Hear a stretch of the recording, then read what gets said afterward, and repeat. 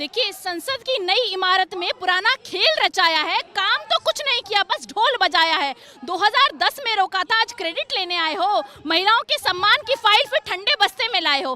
तो बीजेपी जिस महिला आरक्षण की बात कर रही है, 2010 की यूपीए की सरकार में राज्यसभा में हमने वो बिल पास करा दिया था, लेकिन लोकसभा में मुख्य विपक्षी पार्टी होने के बावजूद भारतीय जनता पार्टी ने उस बिल को समर्थन नहीं दिया और महिला आरक्षण लागू नहीं हुआ। तो मेरा आज बीजेपी से सवाल है कि जब कांग्रेस महिलाओं के साथ खड़ी थी, देश के साथ खड़ी थी, वो बिल पास हो सकता था, तब आप उसके विरोध में खड़े थे और आज आप उसका क्रेडिट लेने के लिए आए हैं। मैं आपसे सवाल करती हूँ कि जब 2024 में से जो आपकी सरकार बनी है, उससे पहले जब ये बिल पास हो चुका था, तो आपने क्यों 2024 में उसको लागू नहीं किया? क्यों जनता को अटका करके रखा? क्योंकि अगले चुनावों में महिलाओं से वोट बटोरना चाहते हैं, महिलाओं को बेवकूफ बनाना चाहते हैं। जैसे इनके जुमले हैं, 2 करोड़ रोजगार देंगे, हवाई चप्पल वाला हवाई जहाज में घूमेगा, नोटबंदी से काला धन वापस आएगा। ये सारे जुमले ठीक वैसे जुमलों की तरह है जैसे कि प्रधानमंत्री नरेंद्र मोदी जी ने महिला आरक्षण की बात की है।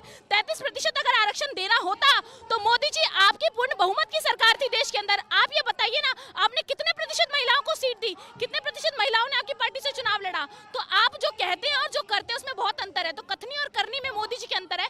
आप जब बात करते हैं आरक्षण की, तो हमारे राहुल गांधी जी ने कहा है कि जितनी जिसके हिस्सेदारी, उसकी हिस्सेदारी होनी चाहिए, जितनी इसकी भागीदारी होगी। तो आप बताइए, SC ST ओबीसी जिसके 50% से ज्यादा आबादी भारत के अंदर है, आपने उनके लिए क्या प्रावधान रखा है?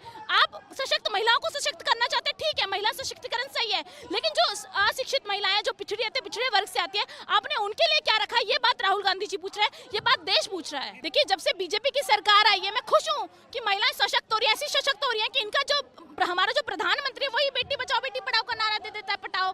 उनके बाद इनके नेता जो खुद महिलाओं के बलात्कारी, तो पार्टी में या तो शामिल हो जाते हैं या वॉशिंग मशीन में धुल करके मंत्री नेता बन जाते हैं। तो ये बीजेपी महिलाओं के लिए कर रही है। और रही बात परिसीमन की, तो आप बताइए, जातिगत जनगणना आपने कराई नहीं और आप परिसीमन की बात करते हैं। आप सीट क्यों बढ़ाना चाहते हैं? क्योंकि आप दक्षिण और उत्तर के लोगों को आपस में लड़ाना चाहते हैं। आप चाहते हैं कि सीटें बढ़ेंगी तो जिन जिन राज्यों से, जिन जिन स्टेट से आपको सपोर्ट मिलता है, जिन लोगों का आपको सपोर्ट मिलता है, वो वोट ज्यादा बढ़े। क्योंकि ये जानते हैं कि आने वाले समय में कांग्रेस की सरकार बनने जा रही है, देश इनको पसंद नहीं कर रहा, महिला विरोधी, दलित विरोधी जो ये सरकार है, इसको जो लोग बदलना चाहते हैं, इसलिए सीट बढ़ा करके कब्जा करना चाहते हैं देश के अंदर। तो इन्होंने पहले मीडिया पर, सोशल मीडिया पर, सब पर कब्जा कर ही रखा है।